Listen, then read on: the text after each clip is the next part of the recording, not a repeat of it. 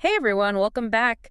I bet you're here because you're thinking about starting a small business, right? Something profitable, not just a side hustle. Definitely a lot of people out there with that entrepreneurial itch. Well, we did a ton of research, and honestly, the results were kind of surprising. We found 5 really strong contenders for profitable small business ideas, and they are super diverse. Yeah, we're talking online coaching, drop shipping, Digital marketing services, making handmade products. even the classic food truck made the list. It just goes to show there are so many different paths you can take these days to build a successful business. Absolutely. And it's fascinating to see how these ideas reflect what's happening in the world right now. Think about it. People want personalized experiences, unique products. They're comfortable doing business online. It's not just about making money, it's about finding a way to tap into these trends and offer something truly valuable. Exactly. Okay, so let's jump right in. First up is online coaching. I bet you're already thinking, what could I possibly teach? Right. But seriously, everyone has expertise in something. Think about it. Oh, yeah, for Are sure. you amazing at home organization? Boom. You could teach people how to declutter and maximize their space. Got a killer sourdough recipe, teach aspiring bakers all over the world. It's all about identifying that niche where you shine. Exactly. And the beauty of online coaching is that global reach. Think about it.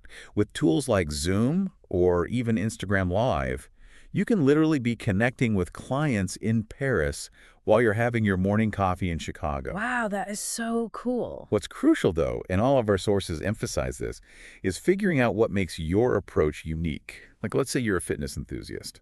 Are you all about high-intensity interval training or yoga for beginners? Maybe you specialize in helping new moms get back in shape. That specific focus, that's your niche. Okay, that makes total sense. So you found your niche, you're ready to go. How do you actually get those first clients onto your Zoom call? Good question. One strategy our sources recommend is offering free introductory webinars or workshops. It gives potential clients a taste of your expertise. They can see if your teaching style is a good fit for them. It's like offering a sample at the ice cream shop. You get a little taste of the deliciousness, and you're like, I need a whole scoop of that. Precisely. And once you have those first few clients, testimonials become incredibly powerful. Think about your own online shopping habits. Are you more likely to buy something with rave reviews or something with zero feedback? Oh, reviews are everything. I rely on them for pretty much every purchase. Exactly. Those early testimonials, they build social proof. They give potential clients that extra nudge of confidence to choose you over someone else. So let's say I'm not really the coaching type. I'm more of a behind-the-scenes entrepreneur. Okay. What about drop shipping? It seems like everyone's talking about it these days. Dropshipping can be a really fantastic option for someone who wants to run an online store, but without all the hassle of managing inventory. Imagine this. You find a product you think would sell well. You list it on your website, and when a customer places an order, the supplier ships it directly to them. You never even touch the product. Wow, that sounds incredibly efficient. But wouldn't there be a ton of competition? I mean, how do you stand out in that crowded dropshipping market? Our sources really stress the importance of niche selection. You can't just sell generic products that everyone else is offering. You really need to find that specific market, that group of passionate customers who are looking for something unique. So if I love handmade jewelry, could I find dropshipping suppliers for that? Or are we talking more about mass-produced items? You could definitely find handmade jewelry suppliers. But remember, drop shipping works best with products that can be sourced at lower costs and sold at higher margins. Handmade items tend to have a higher price point, so it can be a little tricky to compete on price alone. Okay, makes sense. So if I were going down the dropshipping route, what platforms would I need to familiarize myself with? Well, Shopify is a really popular and user-friendly platform to build your online store. It's pretty intuitive, even if you don't have a lot of technical experience. I've definitely heard of Shopify. They seem to have a lot of resources for beginners, which is great. Absolutely. And for sourcing products, there are tools like Oberlo and Spocket that connect you with a whole range of suppliers. They really streamline the whole process of adding products to your store and managing orders. That's really helpful.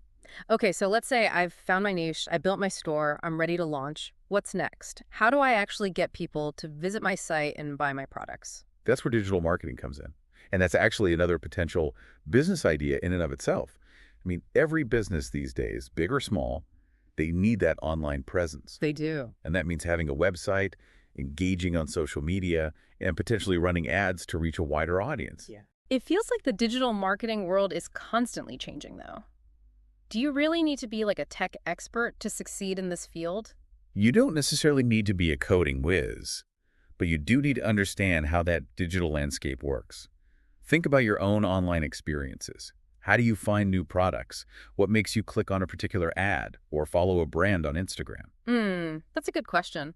I guess I'm drawn to brands that have a strong visual aesthetic. They share content that's relevant to my interests, and they feel authentic and relatable. Exactly. And that's what digital marketing is all about, creating a strategy that resonates with your target audience. It could involve managing social media accounts, crafting email marketing campaigns, or even optimizing your website for search engines like Google. SEO. I've heard that term thrown around a lot, but I'll be honest, I'm not entirely sure what it means. Yeah. SEO stands for Search Engine Optimization. It's basically about making sure your website appears higher in search results when people search for relevant keywords. So let's say you're selling handmade candles. You'd want to optimize your website so that when someone searches for soy candles or handmade gifts, your site pops up near the top. That way, more potential customers discover your products. Okay, so it's like the digital equivalent of having a prime storefront location. Exactly. But where can someone even begin to learn all these digital marketing skills? It seems so overwhelming. There are tons of resources available, many of them free or very affordable. You can find tutorials on YouTube, enroll in online courses on platforms like Coursera. You can even get certified by Google in specific areas like Google Ads. Wow, I had no idea there were so many options. That definitely makes it feel a lot less intimidating. Okay, so let's say I'm interested in offering digital marketing services. Would it be better to specialize in one area, like social media, or offer a broader range of services? Our sources generally suggest that specialization can be a really powerful differentiator. Instead of being a jack of all trades, become the go-to expert in one specific area. Are you amazing at crafting those compelling email campaigns that actually convert? Or maybe you have a knack for creating eye-catching Instagram content that drives engagement, that specialized expertise that makes you more valuable to potential clients. So instead of being a general digital marketing consultant, I could be like the Instagram guru for small businesses. I like that. It feels much more focused and marketable. Exactly. It's all about finding that niche within the digital marketing landscape where you can truly shine. Okay, so we've talked about online coaching, drop shipping, and digital marketing. Now let's appeal to our creative side a little bit. Let's dive into the world of handmade products. All right. I love browsing Etsy and seeing all those beautiful and unique items people are creating. Yeah, there's this real resurgence of appreciation for handmade goods. People are drawn to the authenticity, the craftsmanship, the story behind each piece. And platforms like Etsy and Amazon Handmade, they make it easier than ever to reach a global audience of shoppers who are specifically looking for those handcrafted items. And handmade goods often carry a higher perceived value too, right? You're not just paying for the materials and the labor, you're paying for that artistry, that uniqueness. Absolutely. And because of that perceived value, you can often command higher prices for handmade products compared to those mass-produced items. It's a great way to turn your creative passion into a profitable business. It is. But I'm curious, when it comes to selling handmade products online, what are some key things to keep in mind? What makes people click that buy now button? High-quality photos and really compelling product descriptions are crucial. Think about your own online shopping habits. Are you more likely to buy something with blurry photos and a vague description, or something with stunning visuals and detailed explanation of the materials, the craftsmanship? Oh, definitely the latter. I want to see the product from all angles. I want to get a sense of its quality and uniqueness before I commit to buying it. Exactly. And don't underestimate the power of storytelling. People don't just want to buy a product, they want to connect with the maker. Share your creative process, talk about your inspiration, let your personality shine through. That authenticity is what makes handmade products so special. Okay, so I'm picturing myself launching my own Etsy shop filled with beautifully photographed, lovingly crafted items. But before we move on to our final business idea, I have one more question about handmade products. What are some of the challenges or things to be aware of? One thing to keep in mind is competition. Etsy, for example, is a vast marketplace, millions of sellers. So it's important to do your research. Find a niche where you can stand out and invest time in creating high-quality products and marketing materials that will attract buyers. Right, so you're not just competing with other handmade businesses, but also with mass-produced items that might be cheaper or more readily available. Exactly. And another thing to consider is time management. Creating handmade products can be pretty time-consuming, especially if you're doing everything yourself. So it's important to be realistic about how much you could produce, how much time you can dedicate to your business, and how you'll manage your inventory and shipping. I can see how that would be a challenge, especially if you're starting out as like a one-person Oh, operation. for sure. But the rewards of running a successful handmade business can be incredibly fulfilling. Okay, so last but not least, let's talk about food trucks. There's just something so fun and exciting about bringing delicious food to the streets. I agree. It's awesome. Food trucks offer a much lower barrier to entry compared to opening a traditional brick-and-mortar restaurant. You don't need a huge upfront investment in a lease or property, and you have the flexibility to go where the customers are. I love that. And it feels like there's so much potential for creativity with food trucks. You're not limited to a set menu or dining experience. Right. You can experiment with different cuisines, offer seasonal specials, and create a really unique brand identity. Our sources really emphasize the importance of a unique menu. Instead of generic burgers and fries, think about what kind of food experience you want to create. Are you passionate about vegan cuisine? Do you have a knack for making gourmet grilled cheese sandwiches? Or maybe you want to introduce your community to the flavors of your cultural heritage. Oh, I love the idea of a food truck specializing in authentic street food from a particular region or country. That would be so cool. Exactly. And the beauty of food trucks is you can literally go where the people are.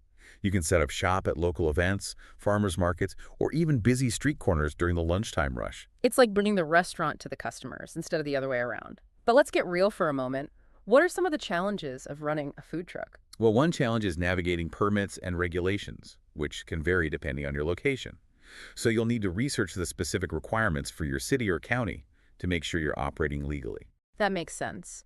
What about the logistics of actually running a food truck on a daily basis? It seems like there would be a lot to manage, from prepping ingredients to finding parking spots. Absolutely. Yeah. You have to think about things like food storage, waste disposal, and maintaining the cleanliness and safety of your mobile kitchen.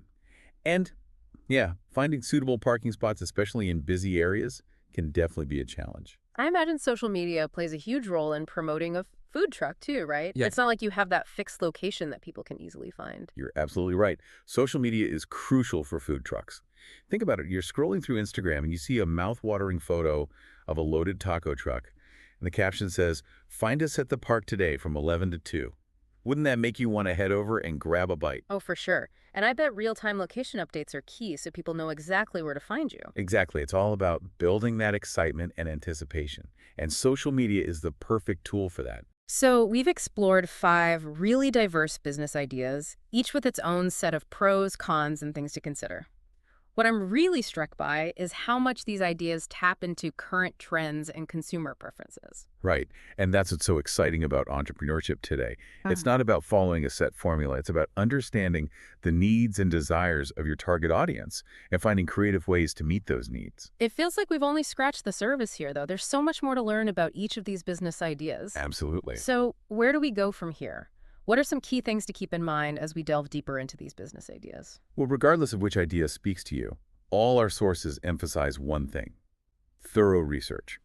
Before you jump into anything, you got to really understand your chosen niche. It's like due diligence, right? Yeah. Make sure there's actually a market for my brilliant idea before I sink a ton of time and money into it. Exactly. Look at your competition. Yeah. See what they're doing well, and maybe where there are some gaps that you could fill. You might be passionate about something, but turning it into a profitable business requires that strategic thinking. I imagine that's especially important with dropshipping, right? There are so many people doing that. You really need to find a way to stand out. Oh, absolutely. Yeah. It's easy to get caught up in the low startup costs and think, I'll just sell phone cases. Everyone needs a phone case.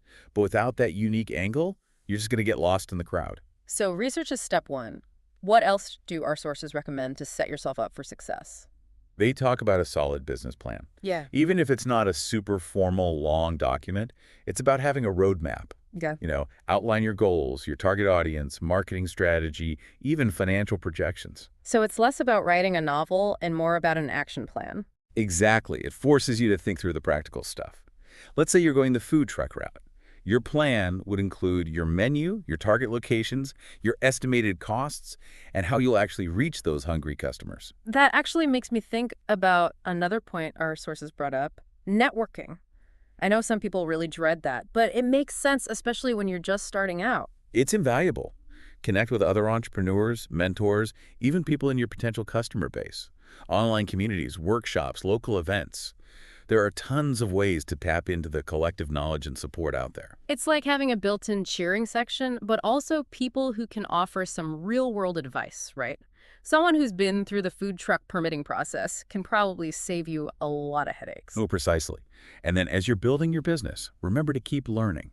The online world changes so quickly. New trends emerge, tools evolve. You have to be able to adapt to survive. It's like leveling up in a video game. Yeah, You master one skill, then there are new challenges and abilities to unlock. I like that analogy. Hmm. And it applies to everything we've talked about. Whether you're mastering a new social media platform for your handmade business or learning about email marketing strategies for your coaching program, you need to stay on top of things. Okay, so research, planning, networking, continuous learning. It's a lot to juggle, but it sounds like a pretty solid recipe for success. Hmm. No pun intended if we're still talking food trucks. Right. And while we're talking about things to keep in mind, I think it's worth addressing some of the challenges that a lot of entrepreneurs face, especially when they're starting out. Yeah, let's get real for a minute. It's easy to get excited about launching a business, but there are going to be bumps along the way, right? Oh, absolutely. I think one of the biggest ones is time management. When you're first starting out, you're wearing all the hats, you're handling everything from product development to marketing to customer service. And that can be super overwhelming, especially if you're also juggling another job or family responsibilities. I've heard the phrase entrepreneur burnout thrown around a lot. It's a real thing, isn't it? It definitely is. And our sources talk a lot about the importance of setting priorities and learning to delegate. You can't do it all yourself, and if you try to, you're going to burn out. So focus on your strengths, those tasks that you enjoy and that align with your skills. So if I'm great at crafting witty social media posts, but I'm terrible at bookkeeping, maybe I should outsource the accounting stuff. Precisely. And then setting boundaries is really crucial too. Protect your time, create a realistic schedule, and make sure you're not sacrificing your well-being just for the business. Right. So time management is one. What other challenges come up a lot for entrepreneurs? Financial management is a big one.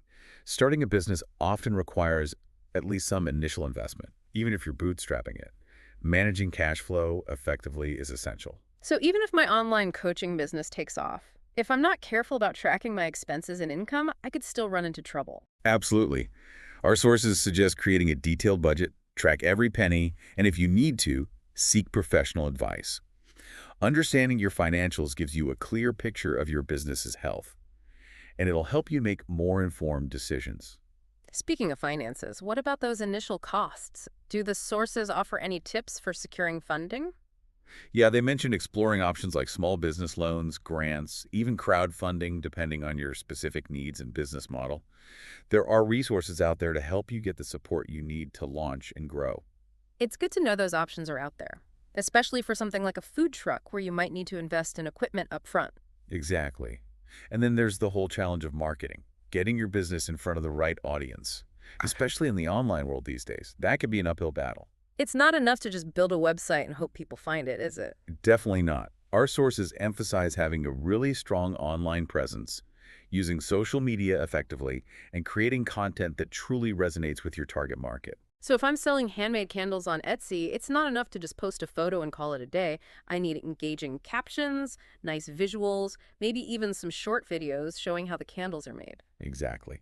And you need to be strategic. Understand which platforms your ideal customer uses and tailor your content accordingly. Are they on Instagram, TikTok, Pinterest? Where do they spend their time online? And it's not just about shouting into the void, right? It's about building relationships, engaging with your followers, and creating a sense of community around your brand. You got it. And don't forget about word-of-mouth marketing. Happy customers are your best advocates. So really focus on providing exceptional service, exceeding their expectations, and building a brand that people love to recommend to their friends. It's like creating a ripple effect. One happy customer tells two friends, they each tell two friends, and so on. Suddenly you've got this loyal following, all because of those positive experiences. Exactly. And even with all that, remember that setbacks are going to happen. It's just part of being an entrepreneur. Don't let it get you down. View it as an opportunity to learn, adjust your approach, and come back even stronger. So it's about resilience, having the tenacity to keep going even when things get tough. Exactly. Mm-hmm. And that's where your why, that reason you started all this in the first place, Mm-hmm. really comes into play. It's that passion, that purpose that keeps you going. Okay, so we've covered a lot of ground here. We've talked about 5 different business ideas, discussed some practical challenges, and shared some advice on navigating those hurdles. But I'm curious, do our sources have any insights on how these seemingly separate ideas might actually work together? It's funny, right? We've been talking about these different businesses like they're totally separate things. Online coaching, drop shipping, food trucks. Yeah, But what if we thought of them more like puzzle pieces that could fit together in interesting ways? I love that idea. Our sources didn't specifically talk about this, but it's something any entrepreneur should be thinking about. How can different business models complement each other, work together to boost your success? It's a fantastic point. Like, remember that sourdough bread expert? Maybe they start with online coaching, build up a big audience of people who love to bake. Right. Then what if they create their own line of bread making tools? You know, those beautiful proofing baskets, maybe even a fancy lame for scoring the dough. Yeah. And they sell them through their own dropshipping store. Brilliant. They're using that existing expertise, that audience they built, to create new income streams. And think about the digital marketing skills they've probably picked up along the way. They can use those to promote both the coaching and those drop shipping products. It's like this whole ecosystem around their passion for bread making. And the cross-promotion potential is huge. They could even offer their coaching students discounts on the dropshipping products, create a real sense of community, and offer extra value. Exactly. And think about the food truck. You're already out there serving delicious food, building a local following. Why not offer catering for private events? Or maybe partner with a local artisan. Sell their handmade crafts right there alongside your gourmet food. Such a good idea. You're leveraging that existing setup, the customers you already have, to expand your reach and offer more. Suddenly, the food truck isn't just lunch, it's this multifaceted business with real growth potential. It goes beyond just the practical stuff, too. This kind of interconnected approach, it helps you tell a more compelling story. Create a brand that feels authentic, that people can really connect with. So it's not just picking one path. It's about creating your own unique journey that brings together your skills, your interests, the opportunities that come your way. Exactly. That's what makes entrepreneurship so exciting. It's not a one-size-fits-all.